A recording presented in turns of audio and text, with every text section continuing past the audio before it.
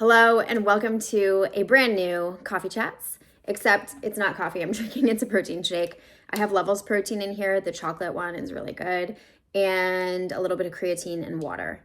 I just finished my workout. It's officially day one of the brand new Essentials round of programming, but I started a day early, so it's actually day two for me. Just did a quad focus leg day. It was a lot. I hobbled into the house. Anyway, I have a lot to update you on, so let's dive in.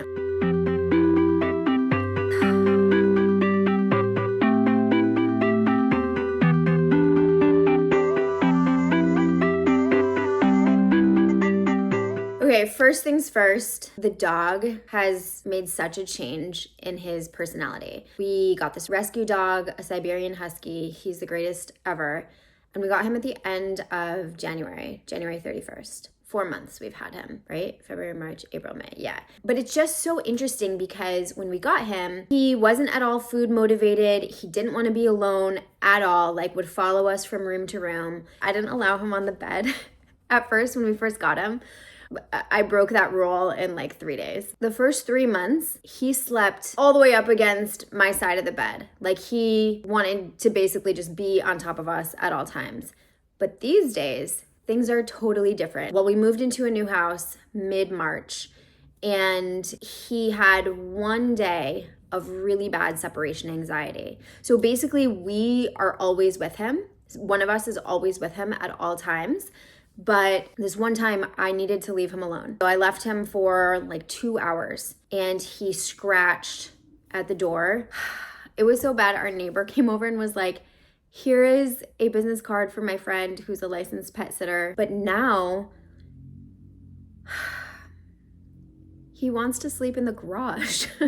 It's so wild that he feels so confident, I guess, to sleep away from us. I hate it and I love it at the same time.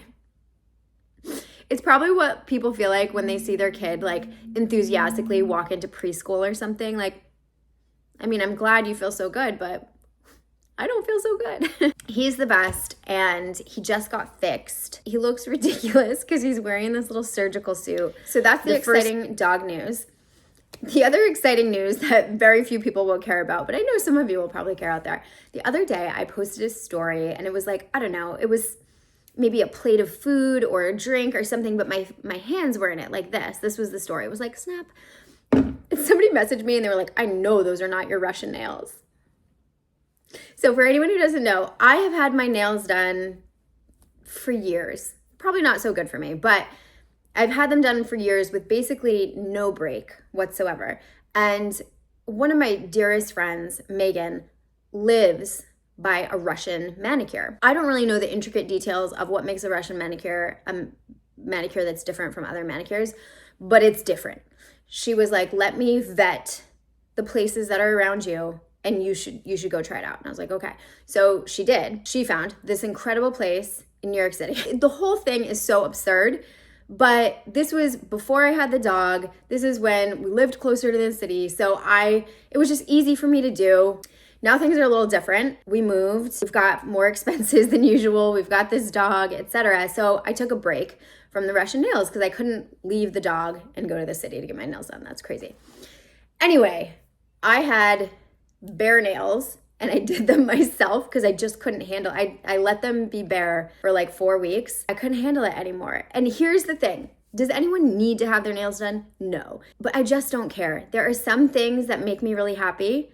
And those things are having my nails done, having a lip liner on my lips with a little bit of nude lipstick or lip gloss, or it doesn't even have to be nude. Sometimes I like to be bold, not usually, but sometimes, and my brow is filled in. Those 3 things make me very, very happy. I just feel put together. I feel confident. I feel like I'm ready to start the day, right? Does anyone need makeup? Does anyone need their nails done? No, but I like having it, so I'm gonna do what makes me happy. I was like, I can't do these. I can't live with these nails. I need to go get my nails done.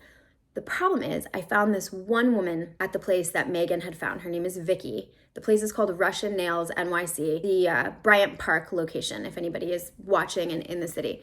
Viki hands down is the best ever, but she's very hard to get in to see. It's maybe like a 4 to 6 week waiting list. I couldn't get in to see her. I had this one day where I was already gonna be in the city and I was like, okay, let me just try to make something happen here. So with Maegan's approval, I asked her to vet this other place I found and she did a great job. So Nailgate is officially over. These are the nails and they are just my entire personality. Anyway, that was my long saga story about nails. In other beauty glow up news, I got a red light mask. It looks ridiculous. I haven't shown the dog because I feel like he's gonna be scared of me when I do it, but it's like a 10-minute mask and it's pricey, right? And I just sat here and said like, we have all these bills, whatever. Listen, I found a coupon code. First of all, if you're not using ChatGPT to find coupon codes before you buy stuff, what are you even doing? So I found a big coupon code discount thing for Mother's Day. So I bought one for myself. And the reason why I bought it is one, I know that red light's supposed to be amazing for your skin, really good for you. But the cheapo one I had bought off like TikTok shop or whatever, it broke almost as soon as I got it. No joke, maybe after 5 uses. And you can't get in touch with anybody and they don't stand by their products that they're selling. And could I have just bought another one? Yeah. But this one, I feel like will be the one and only one I ever have to buy. So that's why I got it. Anyway, it came right away. I've been wearing it every night and kind of my ritual, or every other night really, my ritual is get in bed. I'm in bed so early because we get up so early. The alarm goes off at 4:30 or so. We get out of bed at like 4:45. So we're in bed. Last night I got in bed at 7:30 and lights out are like 9 o'clock, right? So I get in bed at 7:30. I put my mask on. I put my little show on. And it's just the life. The dog is by my feet, curled up. It's the best. People are gonna be like, have you noticed any change in your skin? Well, no, but I've only used it 3 times. So stand by on that. Okay, I wanna talk about food stuff because I have been sharing a whole lot on stories here and there and people are asking like more in-depth questions and stories is just kind of not the place to do it. And Instagram is just weird right now. Like I don't know what to post in the main feed. I'm losing followers left and right. And I just like can't, I don't know. I can't be bothered. So anyway, I will just share here for people who are interested. One, I did a refeed and now I'm doing a mini cut. So in case you're new around here, I had a miscarriage in November. It was very difficult on me mentally, physically, emotionally, spiritually, in all ways. It was horrible. But I gained about 14 pounds in the pregnancy and miscarriage and like the surgery, like all of that was really hard on my body. I don't know why, because I feel like, I know so many women who have had miscarriages and their weight didn't fluctuate like that. I don't know what happened or why it happened, but it did. And none of my clothes fit and I just felt awful. And it particularly awful because it's like if I'm gaining weight because I'm pregnant, it's like I get this beautiful baby at the end of it, right? If I gain weight and then I have a miscarriage, it's like just a constant reminder of what, your body wasn't able to do. It just sucks on all fronts. And I just wanted to feel better and I wanted my clothes to fit again, right? So I started to dial in my training, my nutrition, my sleep, my stress, managing my stress better, because all of those things impact your hormones regardless of whether or not you're going through a miscarriage where your hormones are already like going nuts. I dropped almost all of the weight, but there's like this little bit that's hanging on.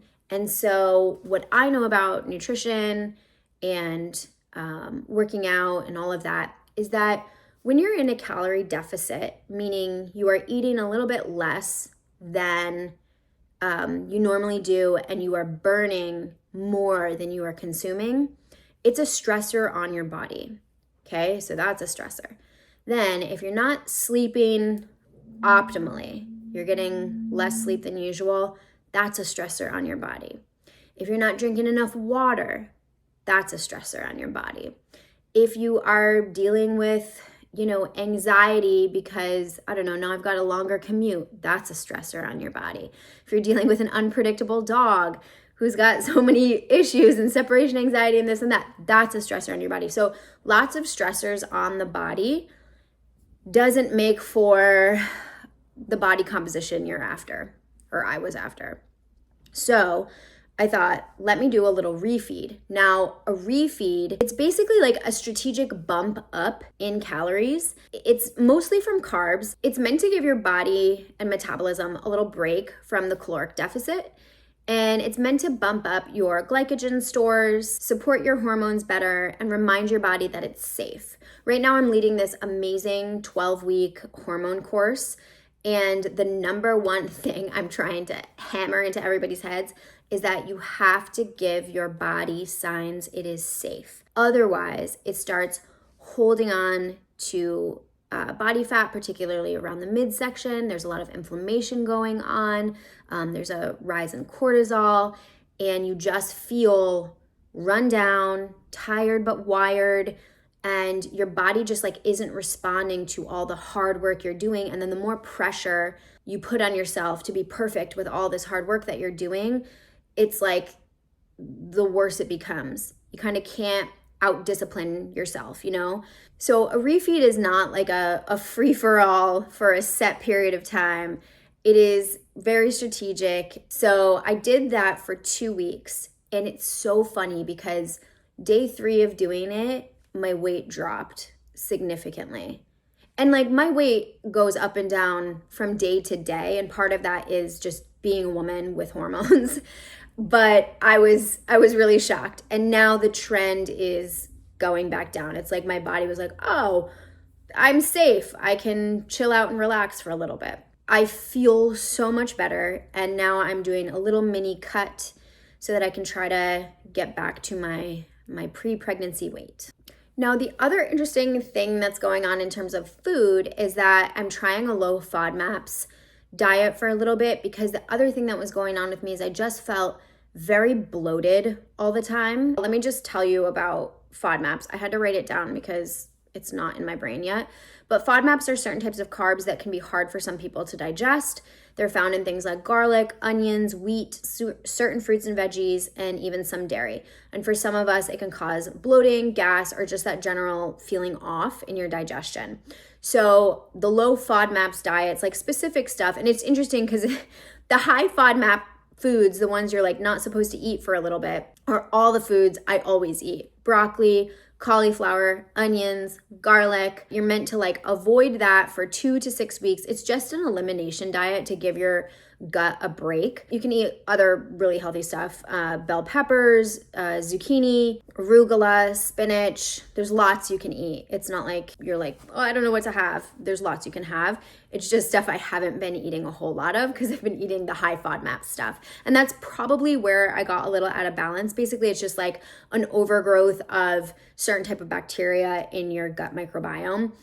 By the second day of following a low FODMAPs diet, I felt so much better. I was not bloated. I was not I was like burping all the time. No more burping. Like I just felt so amazing, and still do, because I'm still following it. This is now week 3. I'll probably do it for 6 weeks. We'll see.